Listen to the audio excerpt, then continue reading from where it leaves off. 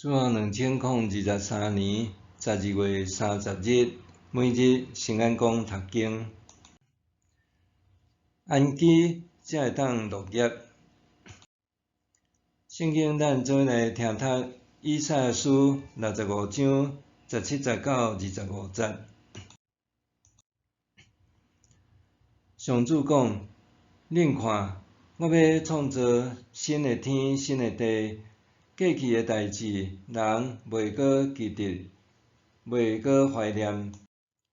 恁着因为我伫创造的一切，永远欢喜快乐。为着我要创造的耶路撒冷充满欢喜，为着城内的居民充满快乐。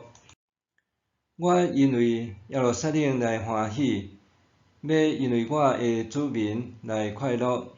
城内袂阁听到啼哭的声，嘛袂阁听见哀哭的声。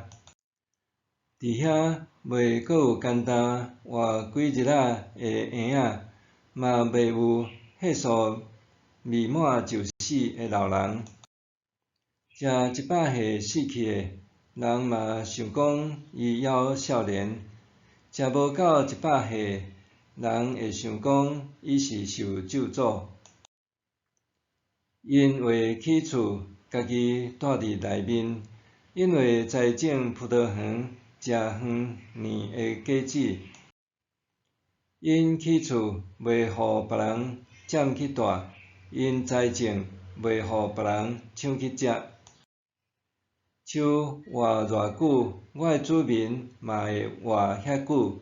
我的选民会久长享受劳苦得来的成果。因的劳碌袂落空，因生的囝儿袂拄着灾难，因为因是上主赐福的人的子孙，因的后代嘛是安尼。因还未求叫，我就应允；因还得讲，我就应答。豺狼甲羊羔会做伙食。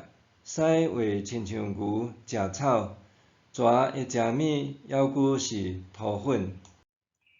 伫我圣山的逐所在，一定无有伤害，嘛无破坏。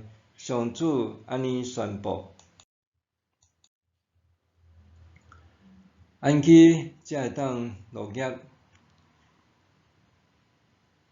伫今年有建商伫台南市安南区吹杀大坪数4层楼仔的透天厝，一户要价1850万到4280万不等，建案取名安居乐业。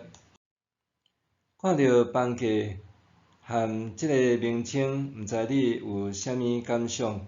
我相信新厝一定会互人安居，毋过敢会当落叶，可能着爱看买厝的人的实力。虽然毋是人人拢买得起安尼的厝，总是对建案号名的用意来看，安居乐业的确是人所期望的。安居乐业毋若是现代人的期望，也是早日上主应允以色列人对新天新地的渴望。因为安尼，接续昨经文中上主对圣山的祝福。今仔日的经文搁再说明圣山的样貌。以赛亚书65章25节的讲述，就亲像在一章所描述和平国度的美景。豺狼和羊要做伙食物件，狮仔要亲像牛安尼食草，蛇袂搁再伤害人。伫上主的圣山，无搁再有伤害，还是邪恶的代志。关系和平毋单单彰显伫动物身上，也延伸到上主子民的居住正义。伫上主即个美好应允中，有一个关键，就是创造。17节到18节，中好出现的创造，甲创世纪第1章上帝创造天地的用字同款，这说明上帝伫起初创造，伫终末也创造。18节的创造使用分词形式，搁说明上主伫新天新地的创造是不断地进行的行动。18节的创造使用分词形式，搁较说明上主伫新天新地的创造是不断进行的行动。